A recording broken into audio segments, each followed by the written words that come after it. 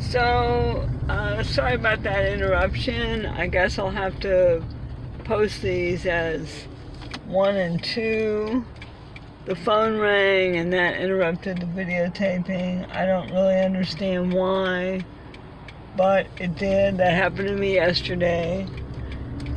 So, I will post these as 1 and 2.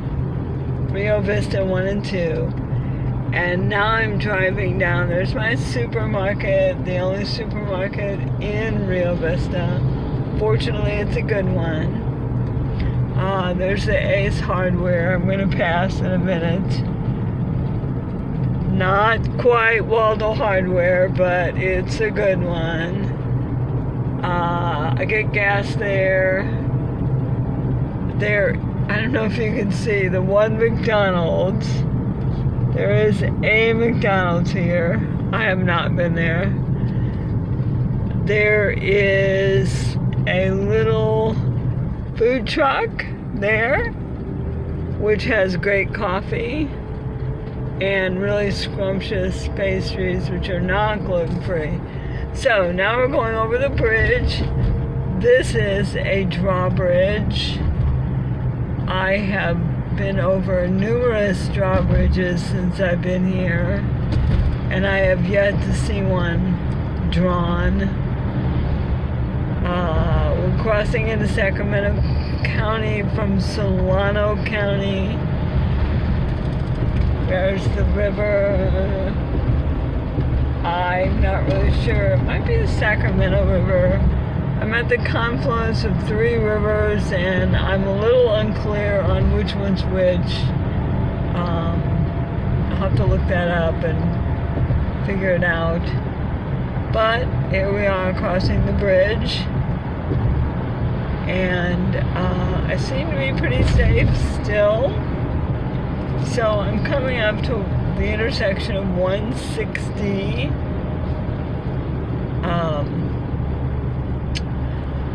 If I turned left, I would go into the little town of Isleton, which is about a minute big, and where my mailing address is.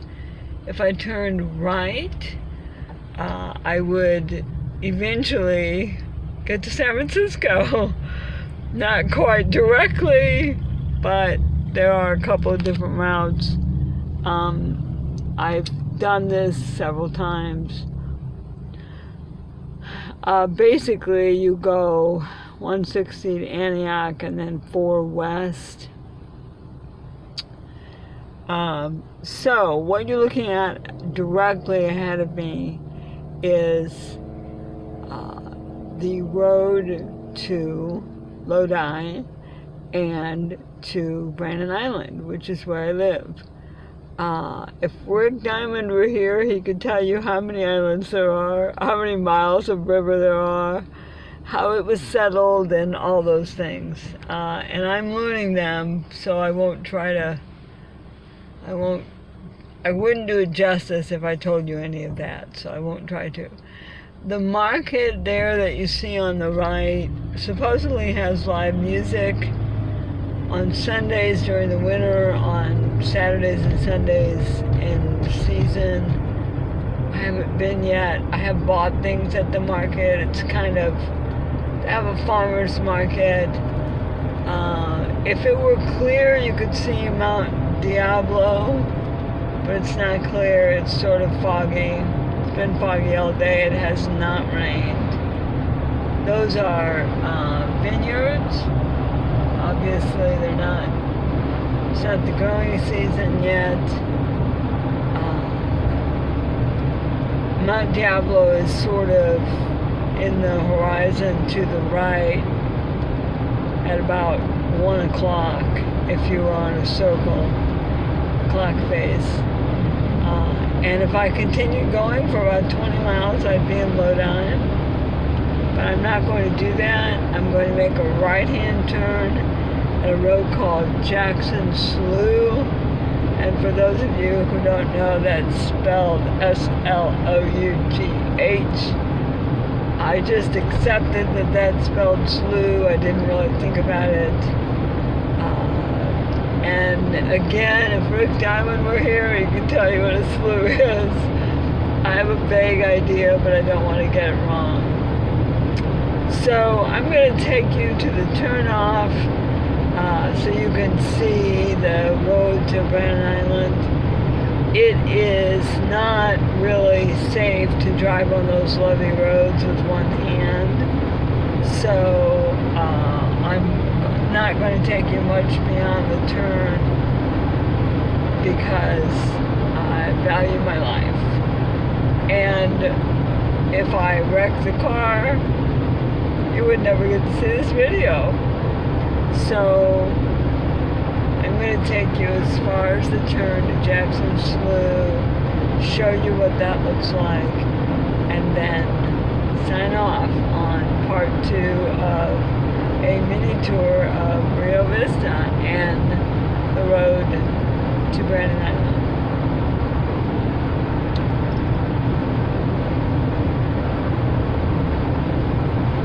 It's really amazing to me that it's January 13th and we're seeing new growth there.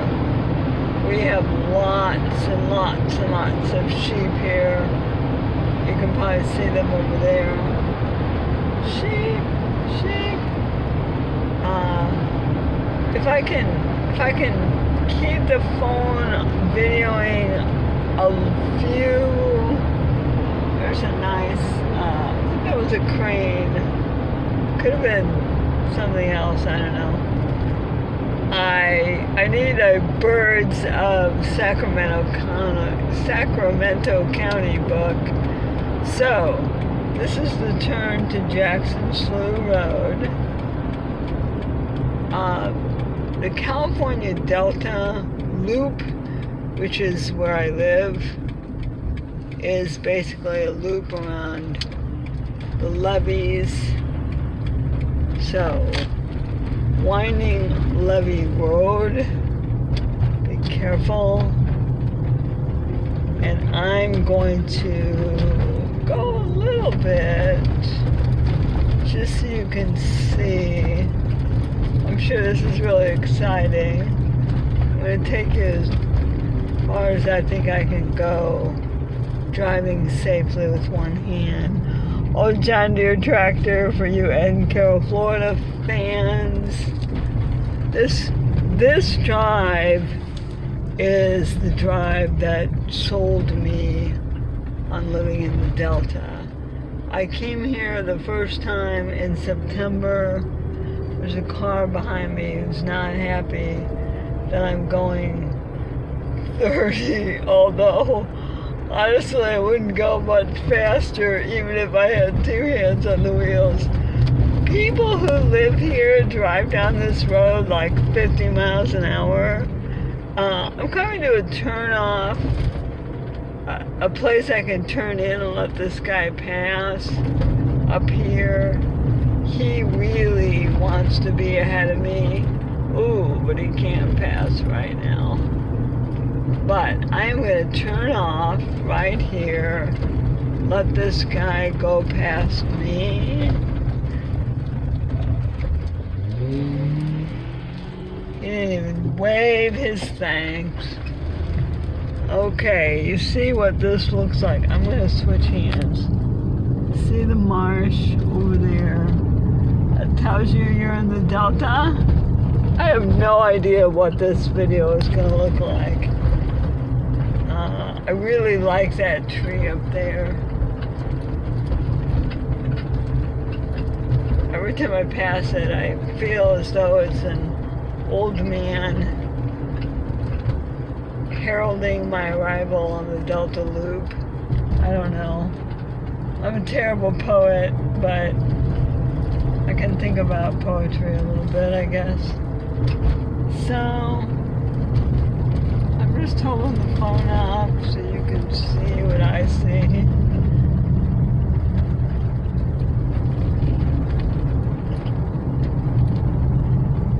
I'm told by Rick Diamond that this is the most fertile farmland in California.